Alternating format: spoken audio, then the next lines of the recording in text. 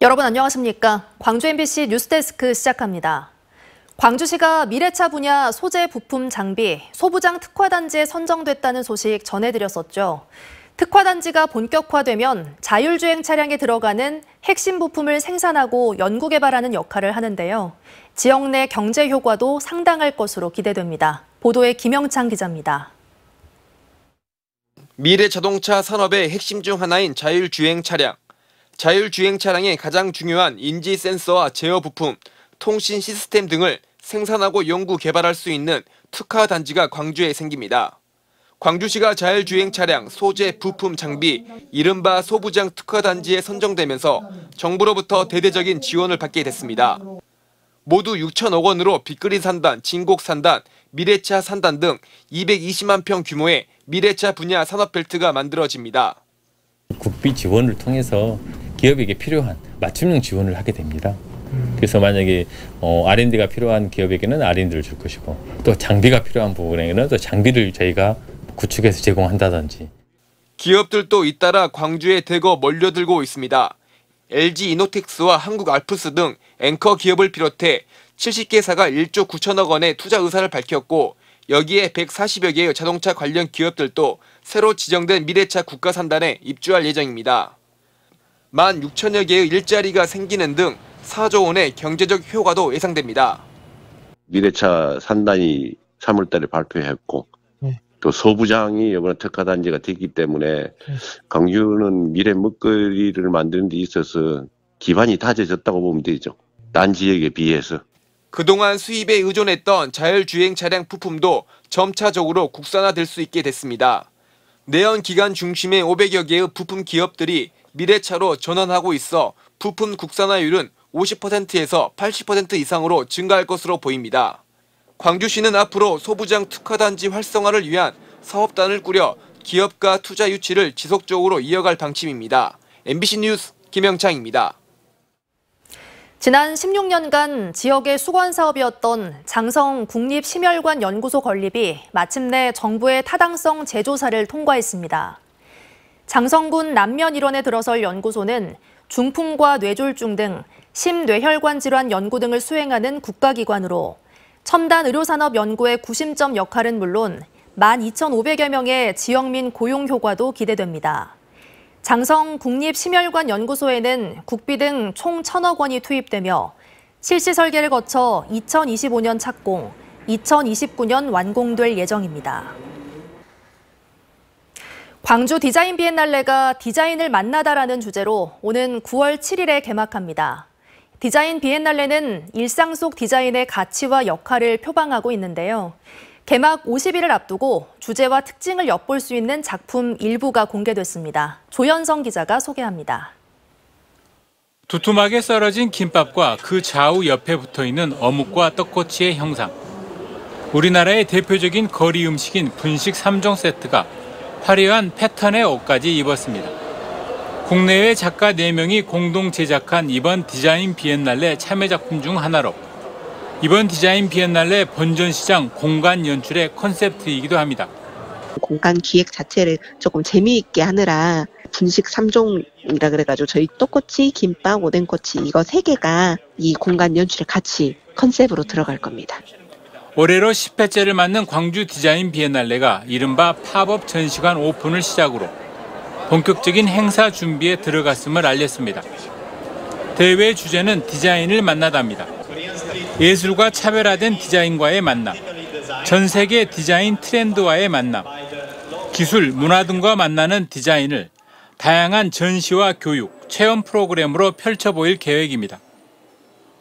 특히 주제전인 본전시 외에도 생태와 포스터 디자인 등을 주제로 한 특별전과 연계전, 시민 참여 프로그램과 해외 수출 상담회와 같은 부대 행사가 그 어느 때보다 다채롭게 진행될 예정입니다.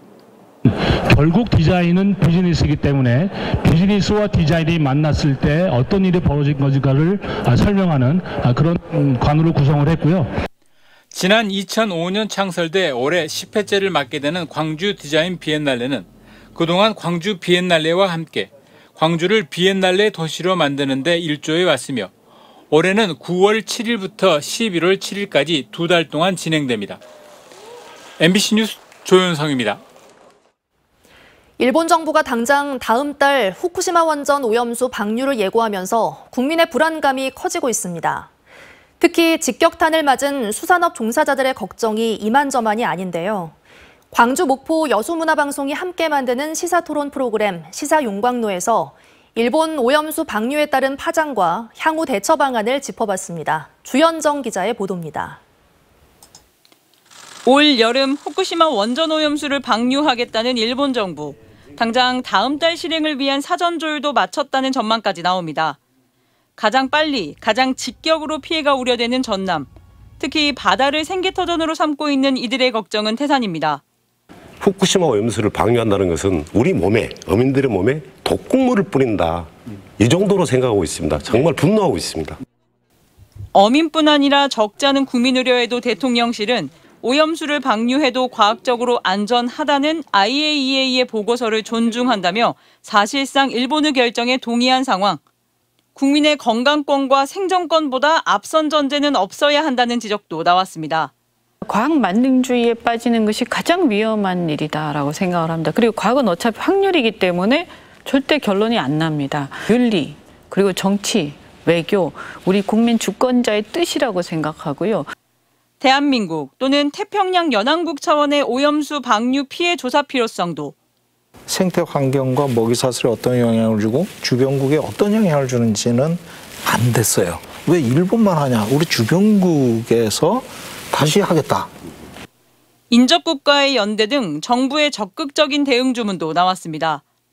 우리 국민 85%가 지금 방류를 반대하잖아요. 이걸 지렛대 삼아서 우리 국민의 건강과 안전을 위해서 이걸 반대를 해야 됩니다. 지금 국민을 이길 수 있는 권력자가 어디 있습니까?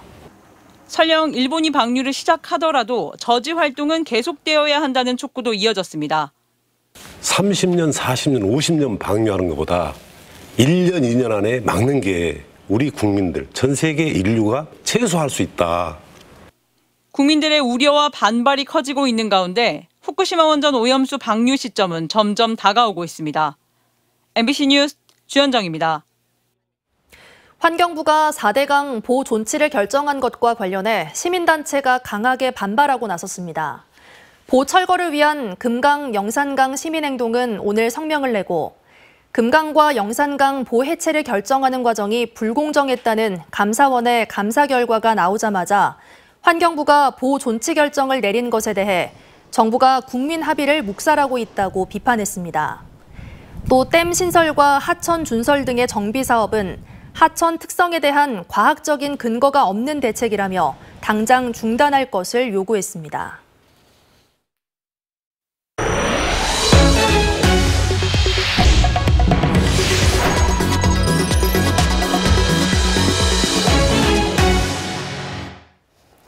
장맛비가 잠시 멈추고 오늘은 맑은 하늘이 드러났지만 현장에서는 피해 복구 작업이 한창입니다. 주말과 휴일 또다시 많은 장맛비가 예보돼 있는데요.